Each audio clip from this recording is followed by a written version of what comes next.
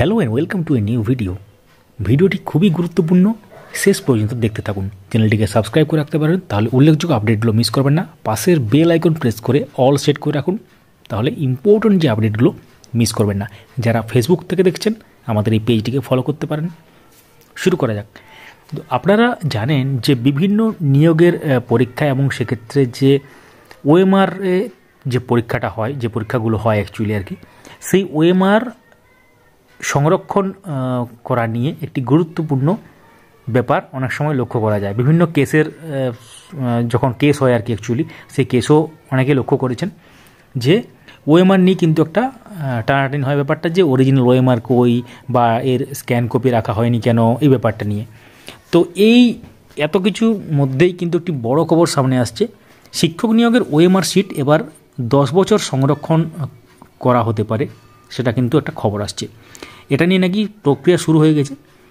তো রাজ্যে শিক্ষক নিয়োগ নিয়ে একটা বড় খবর এটা বলা চলে, এবং শিক্ষক নিয়োগের পরীক্ষায় ওএমআর শিট এবার 10 বছর সংরক্ষণ করতে চায় কিন্তু রাজ্য সরকার, এবং এটা নিয়ে কিন্তু যে ইন্টারনাল যে প্রসেস সেটা কিন্তু শুরু হয়েছে। শিক্ষক এবং শিক্ষাকর্মীর নিয়োগের পরীক্ষায় ওএমআর শিট সংরক্ষণের সময়সীমা বাড়ানোর পথে কিন্তু হাঁটতে চলেছে রাজ্য সরকার। তাহলে তো এখন পরীক্ষার 1 বছর পর পর্যন্ত ওএমআর শিট সংরক্ষণ করার নিয়ম কার্যকর রয়েছে, যেটা বর্তমানে। তবে এবার শিক্ষক ও শিক্ষাকর্মী নিয়োগের পরীক্ষার ওএমআর শিট সংরক্ষণের সময়সীমা বাড়ানোর পথে হাঁটতে চলেছে কিন্তু রাজ্য সরকার। এখন পরীক্ষার যেটা পর 1 বছর সময় আছে, পরবর্তী ক্ষেত্রে সেটা 10 বছর করতে চাইছে শিক্ষা দপ্তর। আপাতত প্রধান শিক্ষক নিয়োগের পরীক্ষা দিয়ে কিন্তু সেই প্রক্রিয়া শুরু করতে চায় তারা। শিক্ষা দপ্তর সূত্রে যেটা খবর, শিক্ষক নিয়োগের বিধিতে ওএমআর শিট সংরক্ষণের সময়সীমা 2 বছর করার প্রস্তাব দিয়েছিল স্কুল সার্ভিস কমিশন। এই প্রস্তাবে একমত নয় রাজ্য। 2 বছরের পরিবর্তে সময়সীমা 10 বছর করার পক্ষপাতী তারা। শিক্ষা দপ্তর চাইছে আপাতত প্রধান শিক্ষক নিয়োগের পরীক্ষার ক্ষেত্রে ওএমআর শিট 10 বছর সংরক্ষণের ব্যবস্থা করা হোক।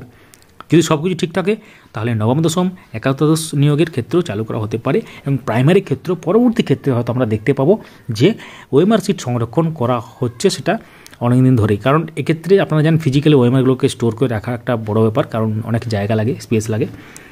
তো এর আগে আপনারা জানেন যে 2016 এসএসসি যে কেস,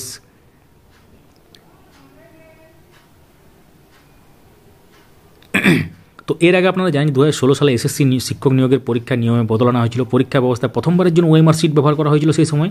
তখন থেকেই ওএমআর শিট 1 বছর পর্যন্ত সংরক্ষণের নিয়ম চালু রয়েছে। তবে এবার ওএমআর সংরক্ষণ 10 বছর হতে চলেছে বলে খবর আসছে। বাস্তবায়িত হতে কতদিন সময় লাগে সেটা দেখার বিষয়। তো ওএমআর যে ব্যাপার, অর্থাৎ ওএমআর নিয়ে অনেক কেস চলছে আদালতে, আপনারা জানেন সেটা প্রাইমারি টেট 2014 ওএমআর কেসই হোক বা টেট 2017 ওএমআর কেসই হোক। তো এই নিয়ে যেটা ভাবনা যে 10 বছর সংরক্ষণের একটা ব্যাপার আসছে, ওএমআর শিট সংরক্ষণের যে বিধি একটা, সেটা কিন্তু রাজ্য আনতে পারে।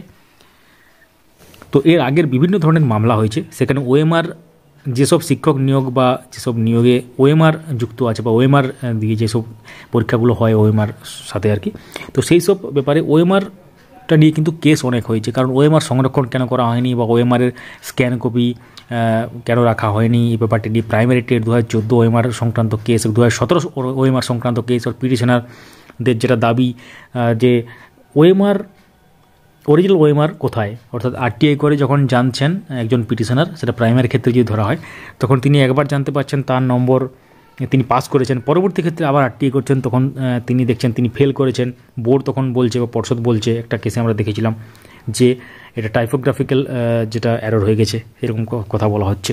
তো এটা তো মানে জিনিসগুলো একটু উল্টোপাল্টা হচ্ছে। যাই হোক, তো পরবর্তী ক্ষেত্রে আবার কিন্তু টেট 2017 ওএমআর কেসও কিন্তু হয়েছে। 2025 একটা কেসে আমরা দেখিয়েছিলাম, সেখানে পিটিশনের পক্ষের আইনজীবী বলছেন যে অরিজিনাল ওএমআর প্রস্তুত করা হোক।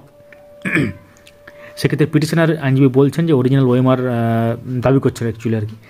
তো এবং পর্ষদ তখন বলে যে অরিজিনাল যে ওএমআর তৎকালীন পর্ষদ সভাপতি তিনি মানে নষ্ট করে দিয়েছেন, এই ব্যাপারটা তিনি বলা রেজলিউশন দ্বারা করা হয়েছিল, এবং সেই রেজলিউশন এক নির্দিষ্ট টাইম বেঁধে দেওয়া হয়েছিল। এই টাইমের মধ্যে যারা অ্যাপ্লিকেশন করবে তাদেরকে কিন্তু কপি দেওয়া হবে, কিন্তু অনেক সময় সেগুলো করেননি, সেগুলো কিন্তু বোর্ড যুক্তি দিচ্ছে। এবং তার সাথে আবার গুরুত্বপূর্ণ অনেক খবর আছে, যেগুলো আমরা এই চ্যানেলের মাধ্যমে শেয়ার করে চলেছি।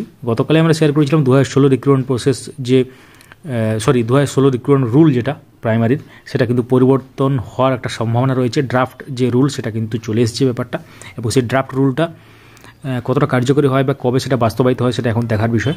সেখানে রিক্রুটমেন্ট যে প্রসেস বা সেখানে যে রিক্রুটমেন্ট প্রসেসের মধ্যে যে অ্যাপয়েন্টমেন্ট লেটার বলুন বা কনফার্মেশন লেটার, এই সংক্রান্ত অনেক কিছু ব্যাপার চেঞ্জ করা হতে পারে এবং ওভারঅল প্রত্যেকটা ডিপিএসসি থেকে আলাদা আলাদাভাবে যে অ্যাপয়েন্টমেন্ট লেটার দেওয়া সেটা একদম পুরো একদম রাজ্যব্যাপী একটাই অ্যাপয়েন্টমেন্ট লেটার মানে একই রকম দেখতে বা সেটা কিন্তু হওয়ার একটা সম্ভাবনা রয়েছে বলেও কিন্তু তখন সেখানে মানে ড্রাফটে সেটা আছে অ্যাকচুয়ালি আর কি।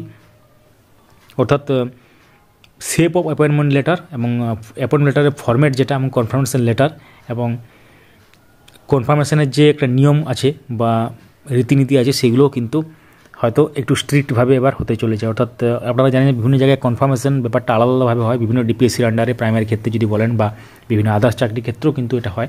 কারণ এই অ্যাপয়েন্টমেন্ট লেটার দেওয়ার সময় একটা আলাদা নিয়মে হয় এবং তারপরে কনফার্মেশন লেটার যখন দেওয়া হয় কিন্তু সেটা নিয়মের মধ্যে কিন্তু অনেক সময় থাকে না। সেটা কিন্তু ধরুন একটা ডিপিএসসিতে 2 বছর পর কনফার্মেশন লেটার দিয়ে দেওয়া হচ্ছে, আর একটা ডিপিএসসিতে 4 বছর 5 বছর হয়ে তাও কনফার্মেশন লেটার দেওয়া হয়নি। এটা কিন্তু হচ্ছে আর কি, আমরা দেখেছি। এবং যারা ইন সার্ভিস টিচার আছেন তারা হয়তো ব্যাপারটা আরও ভালো জানবেন যে এই ব্যাপারটা কিন্তু হয়। আমরাও নিজেরা এক্সপিরিয়েন্স করেছি ব্যাপারটা নিয়ে। তো এটা নিয়ে একটা মজবুত রুল থাকা দরকার যে এই ডেটের মধ্যে কনফার্মেশন লেটার দিয়ে দিতেই হবে, একটা চাকরি বা 2 বছর পরেই কিন্তু দিয়ে দিতে হবে প্রাইমারি ক্ষেত্রে যদি বলা হয়। তো তাহলে কি হয়, জিনিসটা একটা ভালো ব্যাপার হয় কনফার্মেশন লেটার পেয়ে গেলে। এবং তাছাড়া যে পরবর্তী যে আপডেটগুলো আসবে সেটা এসএসসি 26,000 কেসই হোক বা primary TET 2014 OMR case, 2017 OMR case বা রং কোয়েশ্চেন কেস বা প্রশ্নমূল মামলাই হোক, সেগুলো আমরা সবার আগে নিয়ে আসার চেষ্টা করব। এই চ্যানেলের মাধ্যমে আপনারা দেখতে পাবেন, আপডেট মাস্টার ইউটিউব চ্যানেল এবং আপডেট মাস্টার ফেসবুক পেজের থেকেও কিন্তু আপনারা পাবেন।